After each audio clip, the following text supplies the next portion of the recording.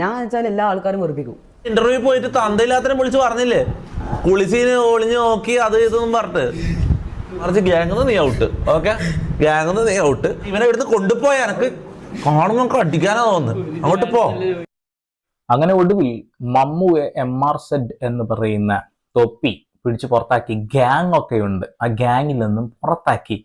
അതൊരു സ്ക്രിപ്റ്റഡ് ആയിരുന്നു, നാടകമായിരുന്നു എന്നൊക്കെ ഏതൊരു മനുഷ്യനും മനസ്സിലാവും. എന്നാലും പറയാം, ഈ തൊപ്പി എന്ന് പറയുന്ന വ്യക്തിയുടെ പാസ്റ്റ് നിങ്ങൾക്ക് എല്ലാവർക്കും അറിയാമല്ലോ. അവരുടെ നാട്ടിലെ പള്ളി ശ്മശാനത്തിൽ കുഴി വെട്ടി വെച്ചിട്ടുണ്ടാവില്ല, അതിനുള്ളിലൊക്കെ പോയി ഇരിക്കുക, കിടക്കുക, ആളുകളെ പേടിപ്പിക്കുക. പിന്നെ ചെറുപ്പത്തിൽ ഒരു ചെറിയൊരു പ്രശ്നം ചെയ്തിട്ടുണ്ട്. അതായത് ഒരു കടയിൽ നിന്നും പൈസ വാരി ഓടി, അങ്ങനെ കള്ളൻ എന്നൊരു പേര് വീണു.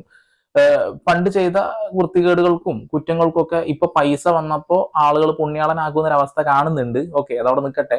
ആളുകൾക്ക് നന്നാവാനുള്ള അവസരം കൂടി ഉണ്ടല്ലോ. ഇപ്പൊ ജയിലിലേക്ക് വിടുന്ന ഒരാളെ ഇനി നന്നാക്കാൻ വേണ്ടിയിട്ടാണ്